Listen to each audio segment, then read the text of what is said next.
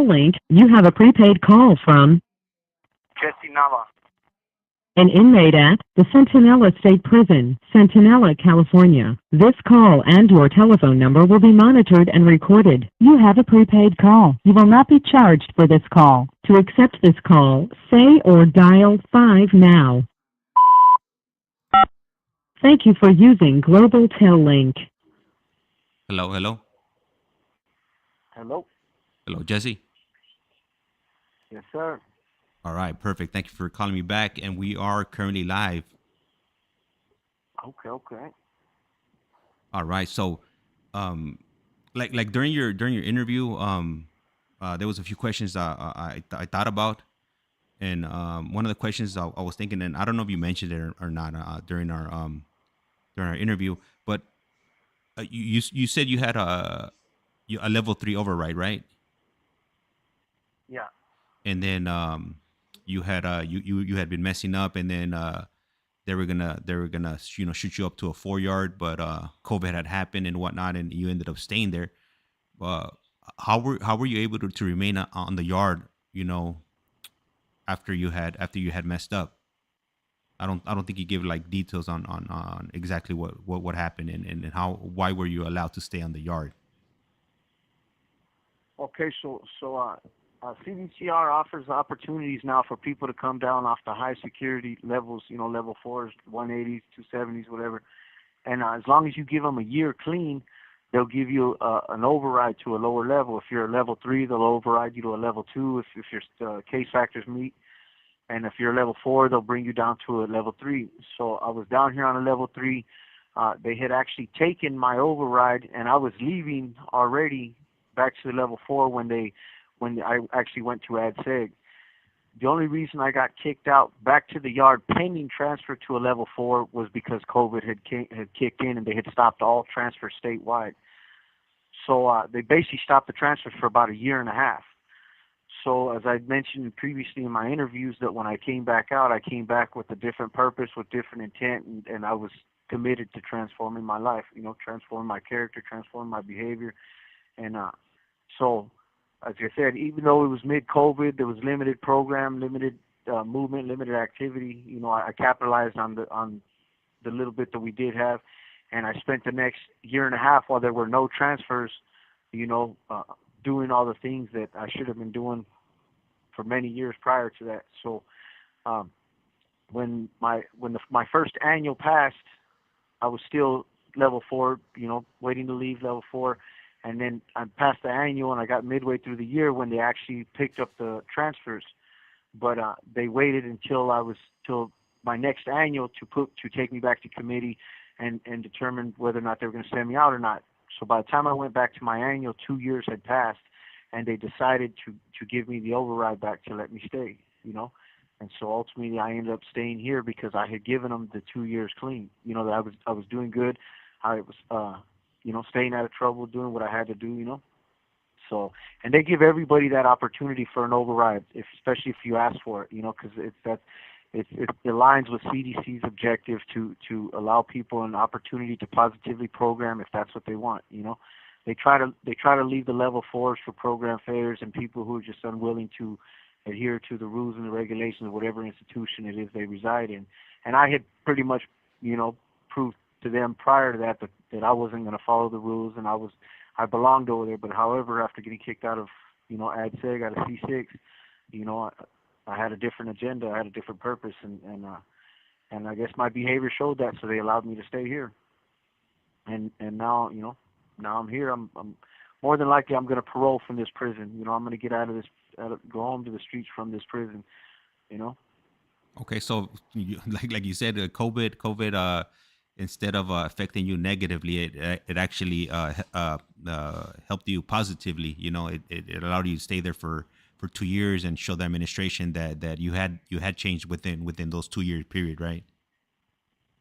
Absolutely. It was COVID was definitely critical to because even though I was committed to my change, I can't 100% say that had I transferred to a level 4, because these level 4 S and Y yards are way crazier than any mainline, any general population active yard, because On the S and Y yards, you still have the gangs. You still have, except there's nobody there. There's no, to say who. There's law and order in the main line.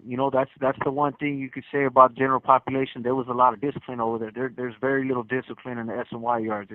It's every man for himself. Even with the gangs, there's no law and order. It's madness. Like way more people are dying on the S and Y yards. Way more craziness is happening on the S and Y yards. On the level fours. Where everybody's hopeless. So, if I would have had to leave to a level 4, because I still had the mindset. I knew I was committed, but also I had been conditioned for so long, for most of my life, to, I was a survivor, and I was conditioned with a certain, set of beliefs and a certain way of a code of conduct that if I went to those yards where, I felt compelled to do what I had to do to survive, I ultimately, because I didn't have the tools at that time, even though I was committed, they would have thrown me back in the jungle, and I would have did what I had to do to survive, because I didn't have the tools or the courage to make the right decisions. I would have made the decisions I had always made, which always led me back into bullshit, And so COVID saved my life. It kept me here on a soft level 3 yard, a yard where there's very little gang activity, very little violence, very little chaos.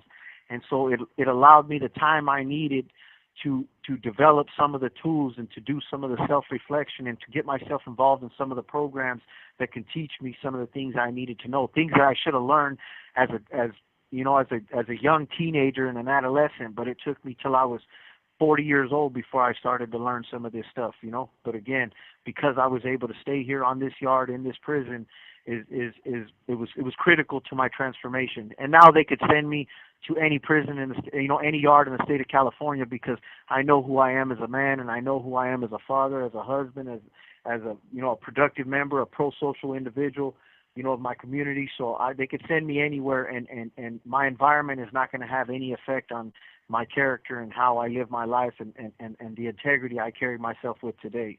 And I know if there's, actives or gang members that listen to this, it's like, man, these dudes ain't got no integrity.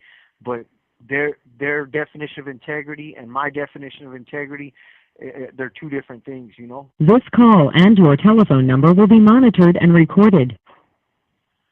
It's when I was on the line, I carried the same exact ideology of integrity, what was right, what was wrong, and a lot of times in these self-help programs, they ask us, well, why was it so hard to make the right decision, and it's a simple answer for me. Well, because when I was living that lifestyle, the decisions I was making, they were right. To make the decision that I see as right today was considered wrong under that old ideology. It's like, for me to put the gang before my family, for me to put my own safety ahead of my freedom, for me to put, to be willing to hurt other people versus, hurting my family, those are the right decisions, because I was committed to that lifestyle. I was committed to the gang. I was committed to, to doing what I had to do to survive. And that's not integrity, though. There's no integrity in shitting on the people that love me. There's no integrity of hurting innocent people. There's no integrity of being a thief. There's no integrity of being a liar. There's no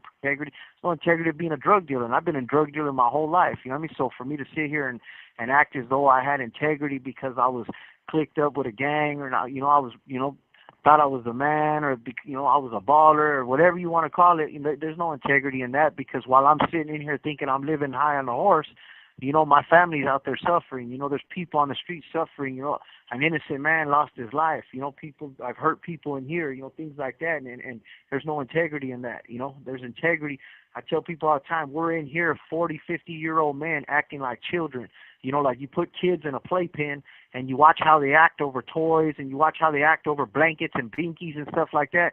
And that's how we act in here. When there used to be get around these yards over phones, over tables, over pull-up bars, over showers, that's children fighting over toys. You know what I mean? Like, and you look back at it and it's like, come on, man, a real man doesn't give another, other men control over him, power over him. You know what I mean? He has the courage to make his own decisions and stand on his own 2 feet and live for himself. You know what I mean? And integrity is like, I have nephews and nieces that to me are children. They're kids, but the reality of it is, in their mid and late 20s, they had businesses, they had homes, they had families.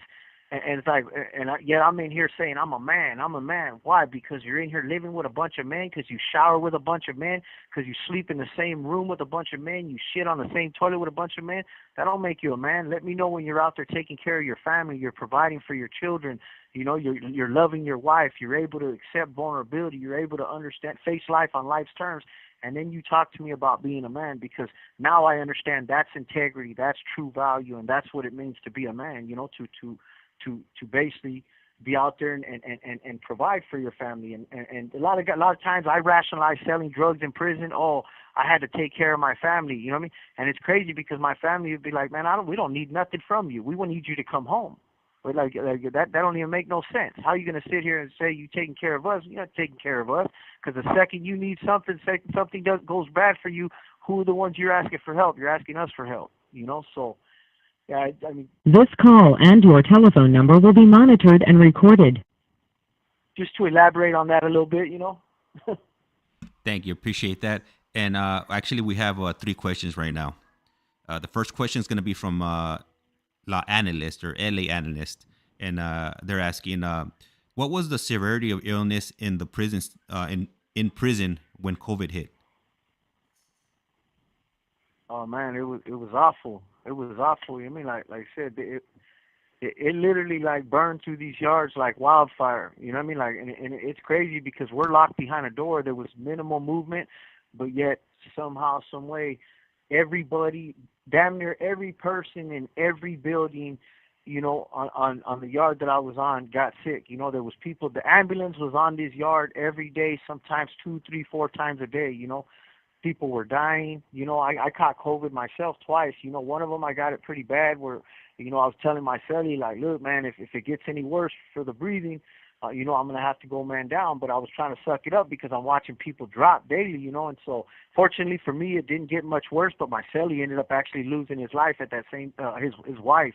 She ended up dying around that same time, like literally like about a month after we caught COVID, him and I, his wife ended up catching it out there, and she ended up dying like right before the vaccine came out. It was a crazy thing, you know. And so yeah, it was bad in here. People were getting it pretty bad, you know. There was some prisons where they had, you know, 20, 30 deaths, you know.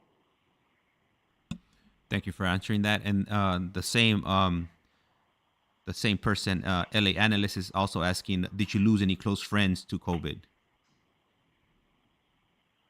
No. Me personally, I didn't lose anybody. Like I said, other than my cellie's wife, that was the thing the one that hit the closest to me. And a good friend of mine lost his mom, you know. But as far as like me personally losing a friend, you know, I was fortunate enough not to have to experience that, you know. But it was pretty hard, you know, because when you live in here with your cellies, you know, you get real close to your cellies. I mean, people don't understand it, but living in prison with your cellie, like you'd spend more time around your cellie than you probably ever will in a relationship on the streets, in a marriage or anything like that. Because in society, you know, you when you're in a relationship or you're living with the roommate or something, you guys both have your own lives. You guys are working, you're doing whatever you do. You see each other in the evening time, stuff like that. But in prison, you're confined to these closed quarters, sometimes for months at a time, with very little movement. Now it's not so much prison because prison doesn't lock down as much as it used to. But like I said, you develop a certain kind of bond with your cellies. Like, man, this is my brother, this is my family, this is the dude I live with. And for a long time in the criminal lifestyle, you were willing to live and die with this dude, you know. And but you get close to somebody, and so when he loses a wife, you know, you there for him. You know, you have to be able to support him emotionally. You know, you have to be able to, you know, basically empathize with him, and you really do, because you can, you know, he hurts, you hurt. You know, so for me, like it was a pretty crazy experience, like to see my cellie lose his wife. You know, and the irony in it is my wife had been dealing with some struggles. You know, she had battled with cancer at the time, and I was real worried about losing her, and she ended up pulling through the cancer thing. You have 60 seconds remaining. Like a month later, my cellie's wife, from being 100% healthy to being in the hospital on life support and ultimately passing away, it all happened like in a 3-week window. You know, she was perfectly fine on the phone talking 1 minute, and the next minute she's telling him like, hey, I'm not going to be able to answer your calls anymore because it's getting too hard to talk, you know, and she was gone within a week, you know. And so she ended up going on the ventilator. So yeah, it was hard for me. Like I said, she wasn't personally my friend, but he was, and I was here to watch it all go down. And I had to be there for him, give him a shoulder to cry on, you know. Thank you for that. And I know we're down to probably like 2 seconds. So if you could go ahead and give me a call back, I appreciate that. Will do. All right, perfect. Thank you. And for anybody just joining us right now, we are live, and feel free to ask any questions. I do see 2 questions right now that I still haven't got around to asking him. So right now, when he calls me back, I'll go ahead and ask him those questions. So just sit tight, and as soon as he calls me back, then we'll go ahead and get the show on the road.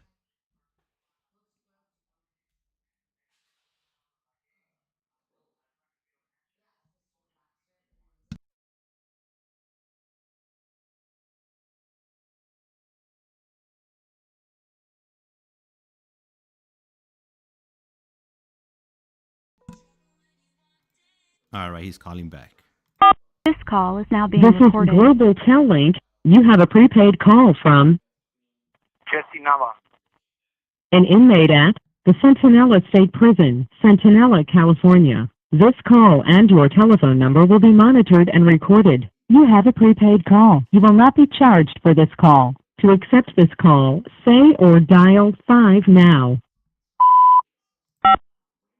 Thank you for using Global Tel Link.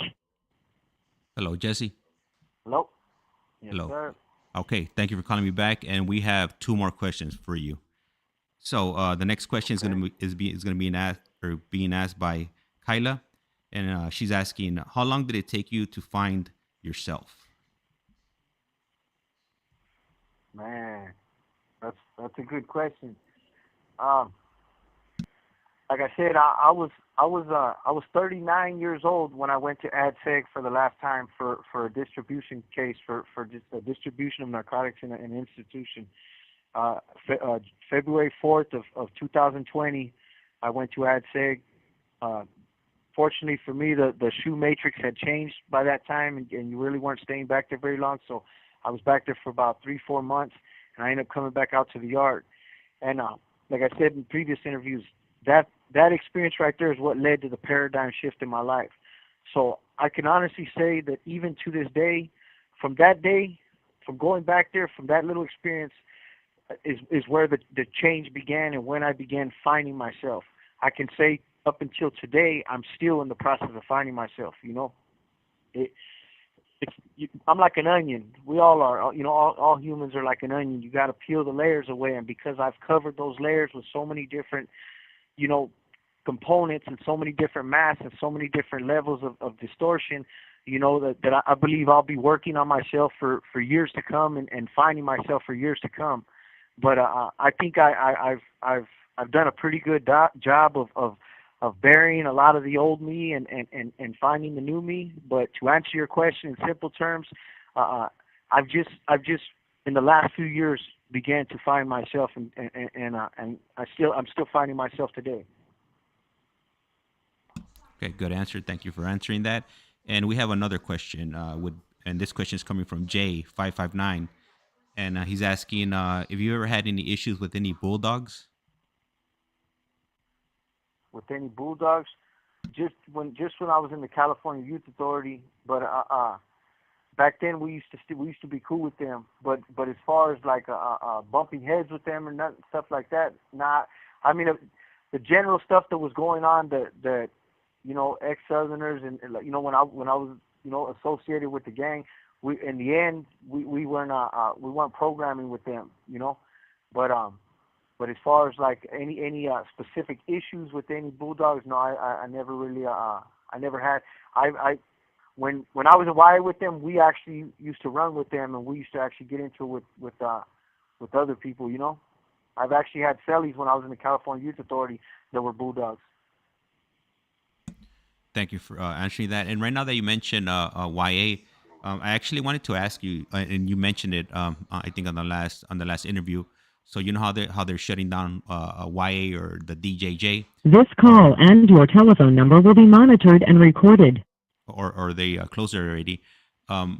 What do you think they could do? Because you know each county is going to be in charge of handling their own problems now. how do you think they could help these kids? Because obviously, I mean, YA was a mess. It was an experiment that went completely wrong. All kinds of That's craziness was going on there, to put it mildly. What do you think if somebody from Congress, or these people that make decisions came to you and asked you, hey, how can we make a youth facility for kids that's actually going to help kids, not make them into worse criminals, or just become worse people in general? What do you how would you answer that question? Man, that's a great question. Um, I think first of all they have to truly do some background investigations on a lot of these kids. You know what I mean? Like you can't just put the child there and look at them at face value, or the young adult or teenager, whatever it is that and just assume that you're gonna figure out their problems. And like you're gonna have to dig into their past, because like I said, you see it even today in prison. You know what I mean? I was at 39 years old. I was still the same 15-year-old kid that I was. I had matured, criminally, and I'd become criminally sophisticated, but I was still stuck in arrested development. And so when you get these youngsters that are getting busted and stuff like that, and they're keeping them at the county level, they're going to need intense therapy. You know what I mean? Because and they're going to have to. And the only way to truly be able to address these issues, because you got to remember, they're going to be asking these youngsters stuff. They're going to be trying to address issues with these youngsters, and the youngsters aren't going to have a clue what's wrong with them. The professionals are the only ones that can help them understand why it is that they're so angry, why it is that they're involved in drugs, why it is that they feel compelled to run out to these streets and find whatever it is they're missing at home. And the only way these professionals can do that is by understanding where this kid came from, understanding the adverse childhood experiences that these youngsters have had to deal with.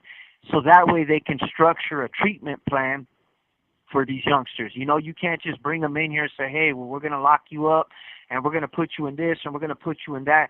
They need specific background information from birth, from the parents, from there's a science to this stuff. You know what I mean? And it works today in prison. I am where I am today because they're starting to understand this science and they're applying it to us. And like I said, I may be 43 years old, but I was a child just a few years ago. I thought like a child. I acted like a child. I was reactive like a child. I was impulsive. You know what I mean? Because there was still a child locked inside of me. There was still, there was so much. There was such a large part of me that I still carried with me, this baggage from such a traumatic childhood. And I believe that these counselors and these staff and these probation departments and these facilities that they're going to be transferring these youngsters to, or housing these youngsters in now, they need to truly be able to do like a social work background, a social worker workup on these youngsters and get their history, so that way when they can tailor treatment plans, because there is no one size fits all. There will be no one size fits all, because every child reacts differently to their experiences. Every every youngster will be shaped differently by the experiences. How I may have reacted to drug addict parents, I've seen in my own neighborhood, I've seen kids that grew up around the same kind of stuff and say, you know what, man, I'm not going to be like my parents. I'm not going to be like my brothers. I'm going to school. I'm going to college, and I'm getting the hell away from you guys. So different people deal with experiences differently, but in order for them to set up a treatment plan and tailor it for each individual person, they have to do some background investigation. And for me, like I said, there has to be a lot of therapy, a lot of counseling, a lot of understanding, getting these kids to understand that they may be products of their environment, but it doesn't end there. You know what I mean? There's hope outside of what they're doing. And a lot of times that's why these juvenile halls and these YAs are filled up with a bunch of madmen, and then they go up there and they were getting even crazier. That YA was breeding savages. To put it mildly, right? Yeah, yeah. So Absolutely. J559 put, by the way, great channel, bro. Keep up the good work and calls sound clear. All right, thank you, Jay. And then we have a comment from MJ, and she puts, yes, I agree. Intensive background checks and qualified individuals / counselors. So she's agreeing with I guess the comment you made about YA. Yep, that's fine. Yeah. So let me see what else do I have for you right now. Um, is there any like message you want to put out that maybe you've been thinking about that you want to share with these individuals? Because currently we currently have 9 people listening to our stream, so we're we're making progress here. We started off with 1 or 2, and now we're up to 9. That's right. That's right. Well, I did want to say, because I know that you had mentioned that there was 2 people inquiring about my old moniker, and so I just wanted to say to that question, I know you didn't feel it was important enough to read it on the air, but you had asked me, so I want the listeners to know that you did ask me, on their behalf, and so I will say this to those who were inquiring about my old moniker, um, I don't want to be known for who I used to be, and I'm not trying to be associated for who I used to be. Anybody who knew who I was, or anybody, like, they wouldn't want to know that person either. You know what I mean? So me personally, I don't feel like it's important to give up my moniker, because I don't identify as that person. You know what I mean? I had created that person so that I could, again, it was a survival tactic. You know what I mean? That wasn't who I was. That wasn't who I was supposed to be. So as far as the moniker is concerned, anybody that's going to connect with me through this channel, or understand my message, or my intent by being on these podcasts, is going to connect with who I am today, which is Jesse Nava. And most people who know my name or know who I am, those who are asking the moniker, maybe they might, I might know this dude or something like that. Anybody that truly knows me knows my name and my moniker. You know what I mean? So if you would only know me by my moniker, you probably didn't know me. You know what I mean? So again, I don't care to associate with who I was. No disrespect to anybody. I just prefer to be known and remembered for who I am today, and where I'm going tomorrow. I share my past experiences just to give an idea that, that I've been there and seen a few things. So it's I'm not telling you what I've heard. I'm telling you what I know. And I know this much, that I, I'm ashamed that I lived that life for as long as I did. And today that's not who I am, and that my moniker, like I said, I bury more and more of that person every day. Thank you for answering that, Jesse. And we have a comment from Kayla, and she put, "Speaking nothing but facts on how people react. I agree." And I think she was referring to when you were speaking about YA and whatnot. And then Right. we have another comment from Fuma _ 8225, and he put or she put, he did a damn good job educating himself. His vocabulary is immaculate. That's right. All I right. appreciate it. And then we have Give me a little courage. Sometimes I hear some of these guys talk, and I'm like, man, I wish I could sound like that guy. oh no, you're I mean, hey, you're doing pretty good. You're up there. You're up there. If you had people doing stuff for you, it was for a reason, because the way you were speaking to them. That's right. Thank you. You're welcome. And then we have a comment from TNT, the show, DA show, and he put my favorite new channel. Clap clap. That's right. All right, and then we have another comment from NUFC 1892. He put any booty bandits in prison. Man, you really got to be bored if that's the kind of questions you ask at this time of night. Nah, nah. Look, I'll be straight up with you. I never, one time in all my years being on the line, did I ever hear some weird shit like that happening. But I could tell you, like, on these weird yards, shit like that happens. You just don't hear about it out in the open. You know what I mean? Like, I've never personally had to deal with or experience anything like that with anybody, but it happens. That shit happens in prison. You know what I mean? Prison isn't a safe place. And you got all kinds of predators in this motherfucker. So it's yeah. But that's a crazy question. But it happens. You know what I mean? It happens. Dudes come to prison and you'd be surprised. They're out there victimizing people, and they never could have fathomed that they'll come to prison and ultimately becoming somebody's victim.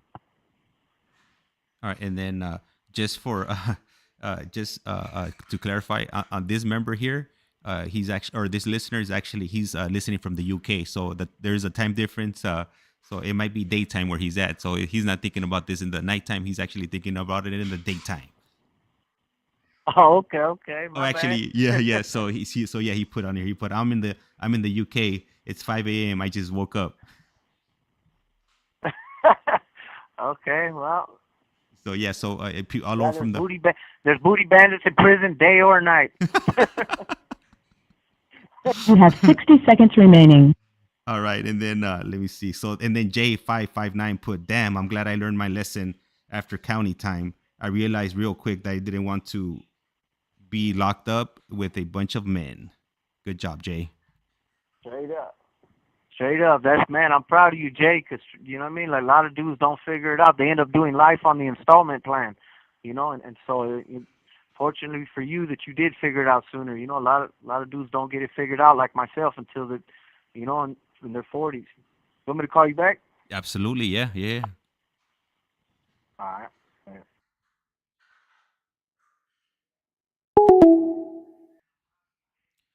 All right, for everybody's listening right now, if you just have to join, we are live. If you have any questions, feel free to go ahead and ask those questions, and I'll go ahead and read them off as long as they're not outlandish questions or disrespectful. And he'll go ahead and answer any questions we have or you guys have to the best of his ability. This is probably going to be our last call because I know he does have to wake up early, and it's 9:13 p.m. here. So, but we are going to be doing a lot more of these. Oh, give me a moment. He's calling back. This call is now being This recorded. is Global Tel Link. You have a prepaid call from Jesse NAVA. an inmate at the Centinela State Prison, Centinela, California. This call and your telephone number will be monitored and recorded. You have a prepaid call. You will not be charged for this call. To accept this call, say or dial 5 now.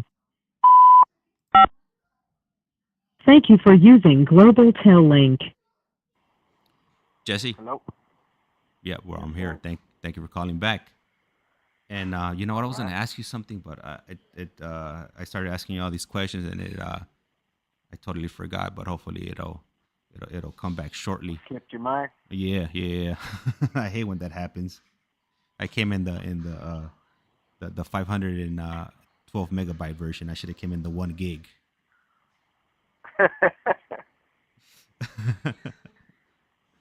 All right. So, do you have any other message or anything you wanted to throw out there? Nah, just like I said, like I told you before, I'm hoping that through this page that we're able to promote a positive spin on the prison culture, and I know a lot of people are intrigued by prison and the culture and gangs and the gang culture and stuff like that, but that, I want people to know that there, there's a different caliber of individuals in here, that there's people here just bidding our time to make it back out into society, and you think of murderers and you think of people doing life in prison, and sometimes some people can't fathom what it's like to spend 20, 25, 30 years in here, and they can only assume that people are just in here rotting away, and I just want people to understand that no, yes, at one time most of us, we deserve to be here. Most of us belonged here, and we got what we had coming to us, but prison and society as well has given us opportunities, because it's these laws and these voting and the taxpayers and stuff like that have given us these opportunities that we have in prison today, that a lot of us, they're investing in us, so a lot of us are capitalizing on that, and I just want people to see and understand that there's a lot of humanity in prison. It's not everything, it is a jungle, but there's civilized people in here, and so I just want to hope that we can bring that message and let people see and understand, what some of those programs are, how we got to the understanding, myself personally, how I got to the place that I am today, and shine some light on the good of prison, not just the bad, Right now that you mentioned that the CDCR is offering programs now, those programs that they offer, how many people actually take advantage of them? Like the percentage, or what would you say, like 20%, 50%, or is it higher on the individuals that actually take advantage of these programs? You know, it's funny that you asked that question because we were just actually discussing that earlier in a group. Today I went to two groups. I'm in Criminals and Gang Members Anonymous (CGA), and another one called Life Without a Crutch, which is a cognitive behavioral therapy, which is basically an addiction class. You know, to teach you how to readjust your distorted cognition. You know, and because addiction is basically it's a mind thing. You know, and ultimately you become chemically dependent, and it's a physical thing, but addiction usually is a mind thing. So it teaches you how to get a hold of those thoughts and all that stuff. And we were in there today talking about how why it's so important to be in the group setting, and a lot of guys go in there because you get milestones, you get like a RAC credits, they call rehabilitation achievement credits. And for every 52 hours you spend in the classroom doing self-help programming, you get 10 days off your sentence. Me, that doesn't affect me. I don't get no time off my sentences. The only ones that can let me go home is the Board of Parole hearings. And I've already been to the board once, so I go back whenever they call me back. So my sentence doesn't really matter, other than the fact that I have a life sentence behind my number, so that way they can keep me here until I no longer pose a threat to society. However, a lot of guys that have shorter sentences, they go to these programs initially just to receive the RAC credit, and these classrooms are full. Pretty much anybody that can get into those classrooms are going, to the gym, to the church chapel, to the classrooms, wherever they're holding these programs at. So I would say on the S&Y yard, I would say 85% of the people are attending these programs. Who's actually capitalizing on the programs and actually internalizing and benefiting from the programs, other than having their release date, reduced, is the percentage is definitely a lot smaller. A lot of guys are just going in there, sitting there, and taking up space.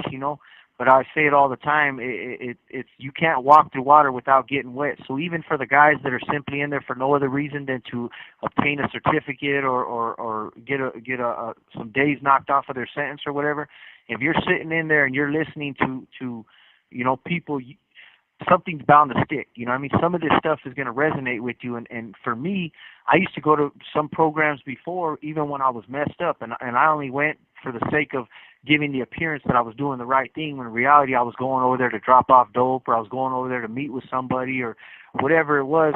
I wasn't going in there to benefit from the program. But today in my recovery and today in my transformation, I can look back at the times that I attended those programs, and there's certain aspects of those meetings, there were certain conversations that were had, there were certain steps that I had heard people mention that today resonate. Oh man, that's what that guy was talking about. Sounds to me like he was speaking a foreign language at that time, but now that I look back, I remember when he said that. That's what he meant. That's what this is.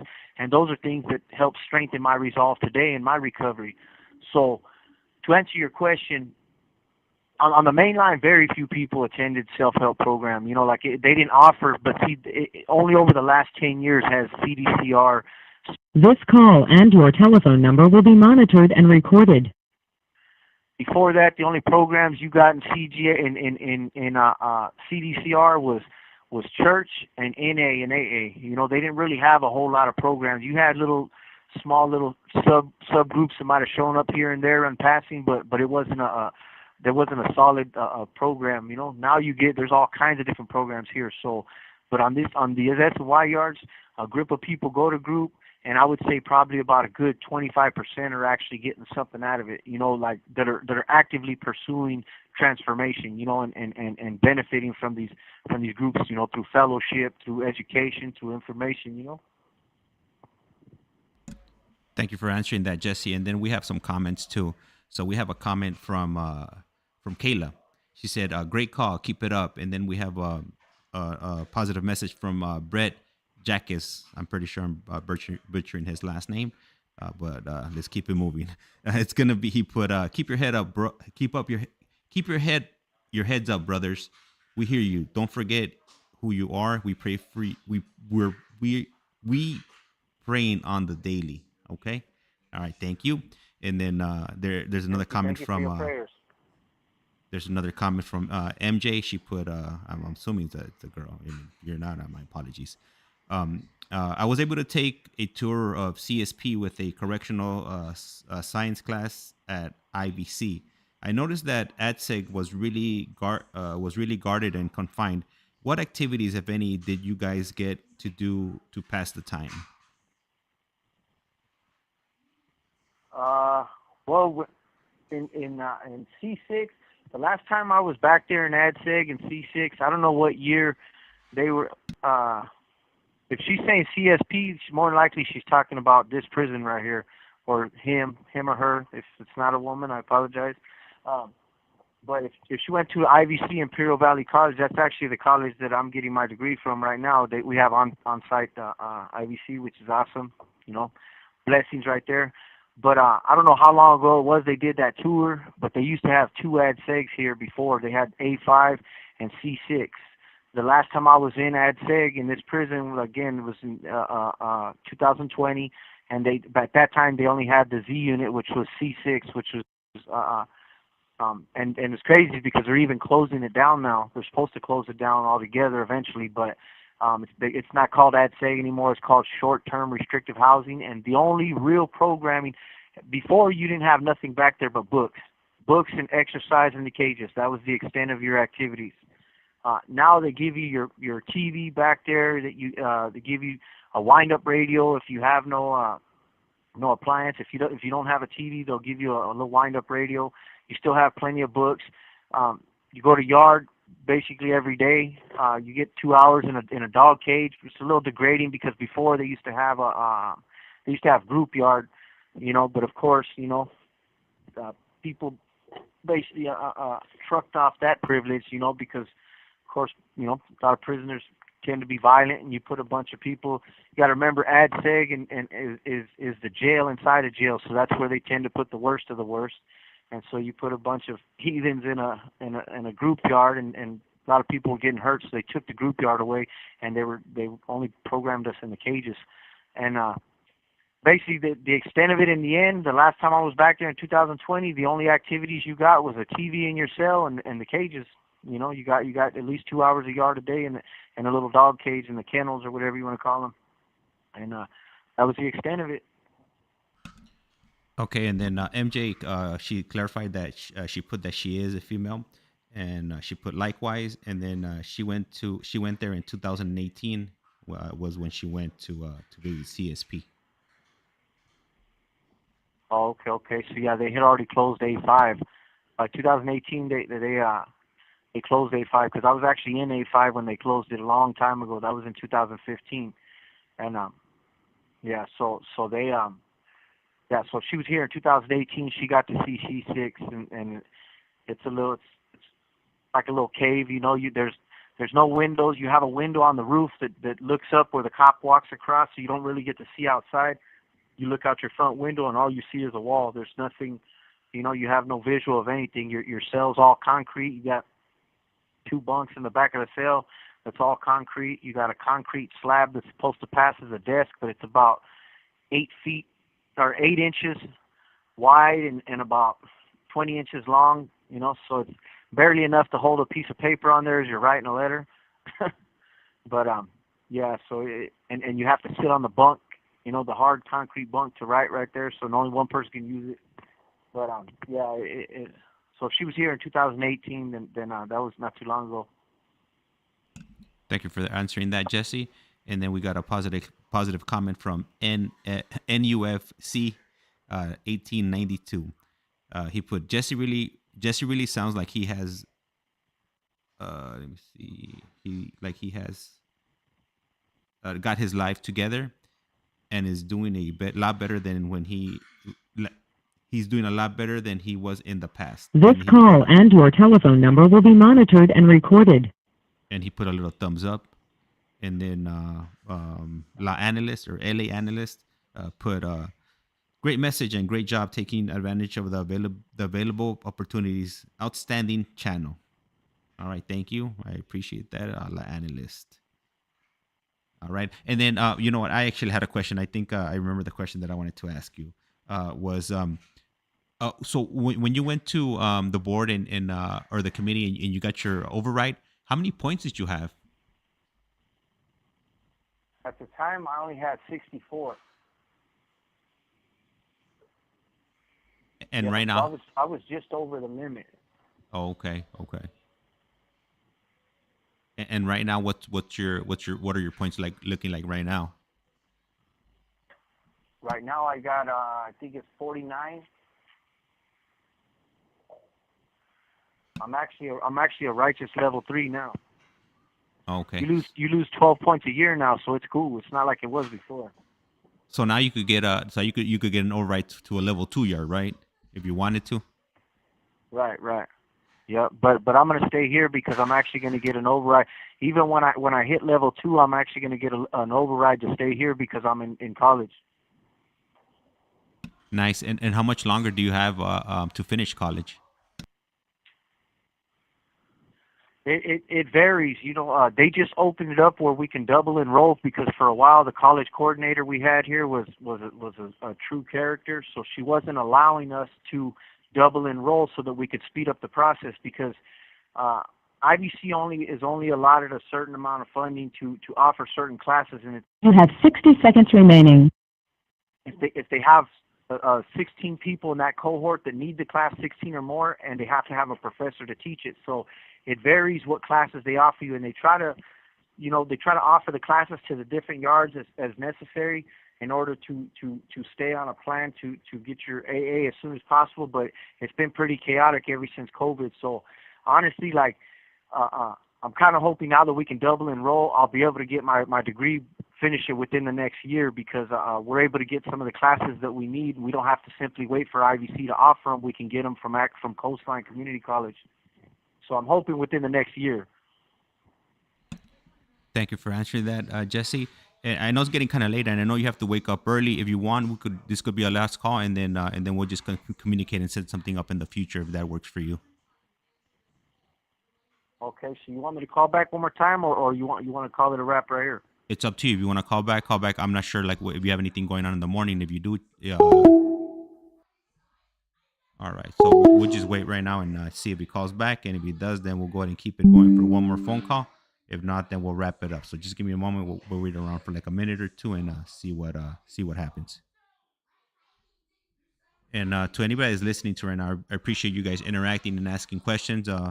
It does help out with the podcast, and I'm tipping my hat off to you guys.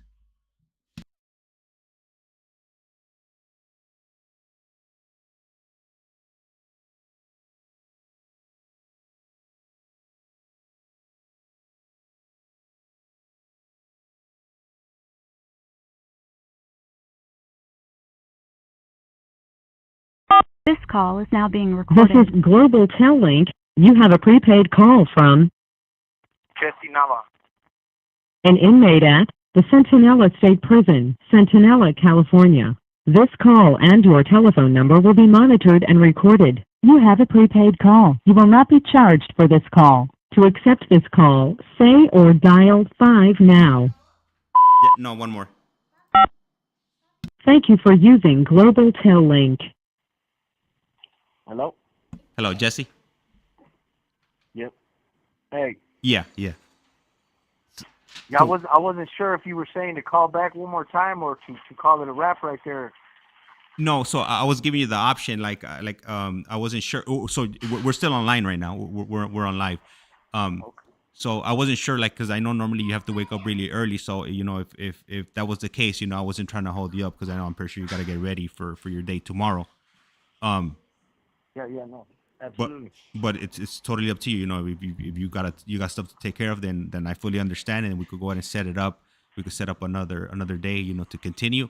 If not, if you got if you still have 15 minutes free, then we could just go ahead and keep it going and call this one the last one. Yeah, if you want to do it like that, since we're already on the line, we'll do this call right here and then we'll wrap it up and we'll set up another time. Whatever's more convenient to you. All right, pretty cool. much know my schedule, so. Yeah. Yeah, so it'll be the late calls on Monday through Friday, and then on the weekends, whenever you're available, then, right? Right, right. Okay, cool. Let's run it then for another 15 minutes then. That's right, that's right. All right. So you know Cool. what? Right now, I don't have anything. Nothing's coming to mind. But if you have something to speak about, go ahead and throw it out there, and then it'll get me going. It'll get my thoughts going. Well, man, I just want to thank you, for this opportunity to be able to tell my story, and get this message out. I know Ricky and Silas, a couple of the other guys on this channel, who are good friends of mine, part of my support network and part of my recovery community in here. They're all excited about the objective and the message of this channel, and so we're all grateful to you, because we don't always get those kind of opportunities. They're giving us opportunities in here, but to be able to spread the message out there is even better, because all of us have an obligation.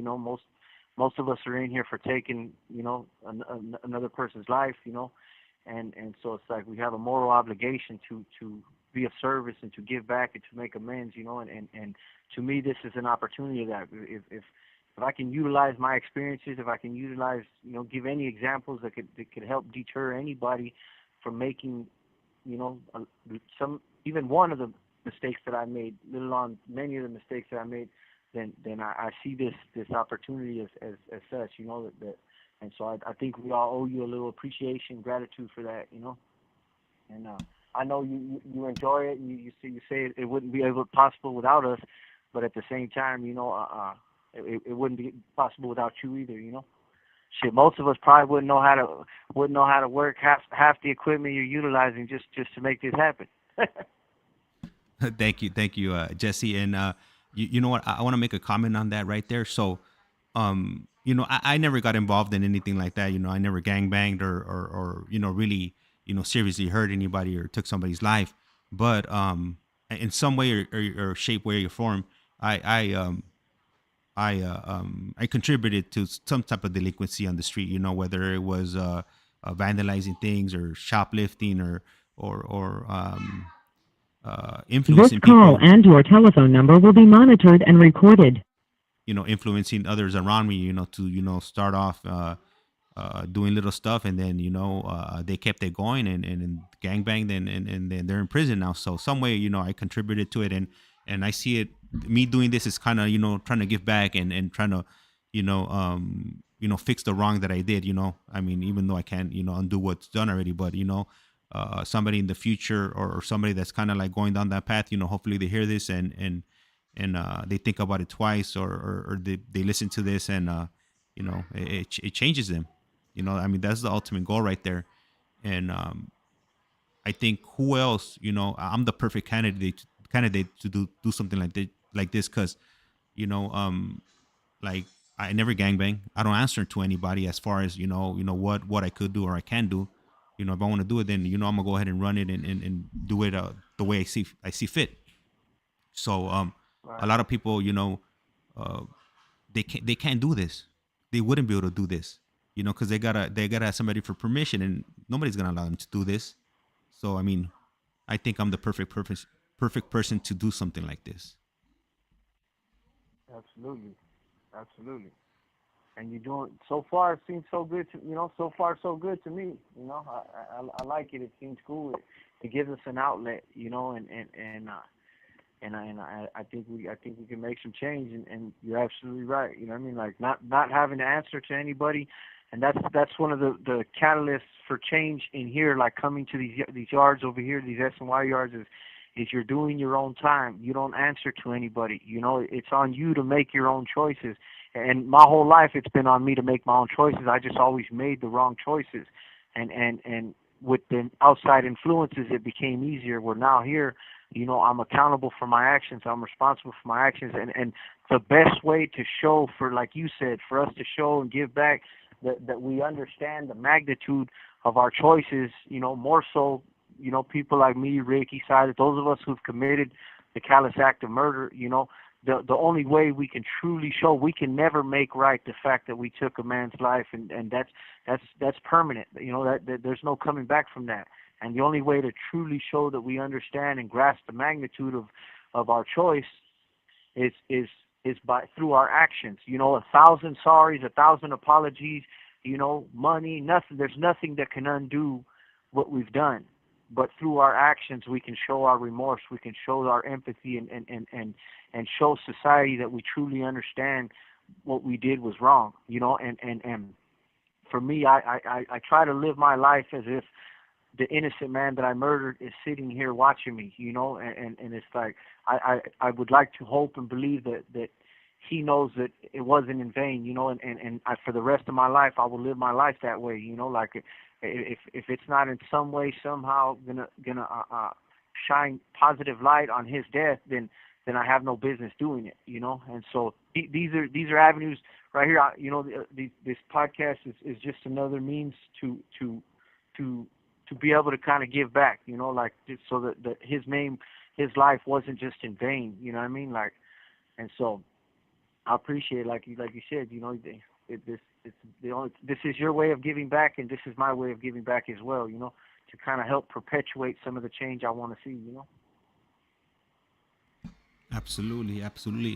And we have a comment or a question, sorry, from Kayla, and she's asking, what does a regular morning look like? Let me see, like for you. For me, so I usually get up between 4:30 and 5 o'clock.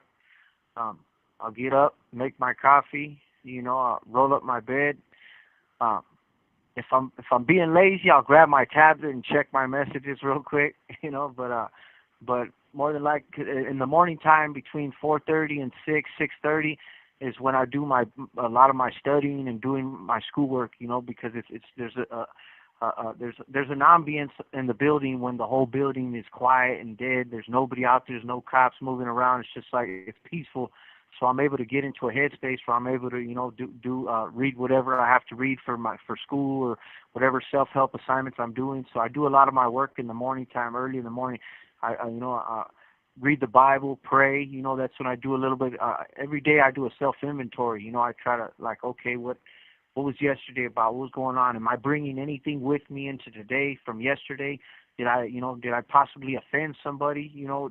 Was I offended in a way that I kind of just brushed over it, and today it might resurface if I'm not able to identify it. So I do this inventory, like what are my feelings today? What am I thinking? What are my objectives today? So these are the things I usually do in the morning, while my cell's quiet, and get up, wash up, brush my teeth, pick all the stuff up. Once the building starts moving around by like 6:30, you start hearing all the toilets flushing and stuff like that in the building. You hear is when it's basically time to get up, and I'll turn the TV on, have it real low, and listen to some GMA like a little bit in the background while I'm reading and studying, and by about 6:30 I'll just start picking up all the stuff from the cell, putting it on top of the bed to kind of like sweep up and do a little cleanup around the house and stuff like that, and then around the cell, and then lately they've been letting us out kind of late, so they let us out about 6:50 to 7 to go to breakfast. I don't go to the chow hall, so I'll just walk over there and pick up my lunch and come right back, and I'll get on the phone and I call my grandson, I call my wife, in the morning. I like to catch them every morning because my wife has custody of he's my son. We're going to adopt him, so I'm going to raise him as my son, as my grandson. So I call him in the morning, to catch him every morning before he goes to school, so I can tell him that I love him and to have a good day at school and make sure he listens to his teacher. He's 7 years old, so he could be a little rambunctious. But so just to talk to him, give him the morning, let him know I'm here with him, and I'll talk for a little bit, and then like by 7:30, they pop my door to go to work. For the last 2 years, I was working as a library clerk, right, the law library clerk, because I'm a certified paralegal. So I was working right here in the library as the law clerk. But just recently, because you're only allowed to work each job for 2 years in the clerical position, so to prevent over familiarization with staff. So just last week, I got a job change to I'm the clerk now in the auto body shop. So I'll go back there to work and pretty much stay back there till about 1:30, 2 o'clock. Come back to the cell and or come back to the building, take a shower, come to my cell, grab a little snack real quick. I have about an hour usually, because by 3 o'clock I'm going to group again, and so I have like good 30 minutes maybe and I'll read a little bit, do a little bit of studying. I'll take off to group, and from 3 to 4 I'm in group, and then from 4 to 7 I'm in school. I go to IBC, and then from 7 to 8 I go to group again, and then I come back to the building at 8, and usually I'll go straight out there and either do a video call if it's our day room time when I come back, or if it's evening time and the weather's nice, I'll stay outside for about 5 or 10 minutes and then come in and then we'll be right here on this podcast, for the last week. But yeah, that's kind of what a day looks like for me, All right, thank you for answering that. And I know she should be coming on shortly to let us know our 60 minutes are up in the next like 2 or 3 minutes. So before it gets to that point, and we're trying to scramble around, trying to get as many words as we can before she cuts off. I just say we just call it a night. We just hit an hour. I think that's pretty good, and then we'll set something up for within the next few days, so you could go ahead and come back and and let our listeners come up with. I'm pretty sure they'll come up with some questions and whatnot, and I'm sure we'll start getting more people coming in. So today we ended up getting a total of 12 people, which is pretty good. Like I said, we started off like at 1 or 2 listeners. Now we're up to 12. So I'm pretty sure the more we set up calls like this, we're going to get more people coming in. This call and your telephone number will be monitored and recorded. And interacting with us. Okay. That's right. That's cool. That's good stuff. Keep on listening, man. We appreciate the support. And, I'm here if anybody has any questions. And yeah, it's pretty much that. You guys have a good night. Thank you for listening. And, you have a good night too, James. I know you stay busy right there with the family and work and the podcast, so we appreciate it. Oh man, you're welcome. You got it. So all right, I'm gonna go ahead and cut the call, and you go ahead and have a good night. Thank you, and thank you everybody listening. All right, bye bye. All right, thank you. Bye.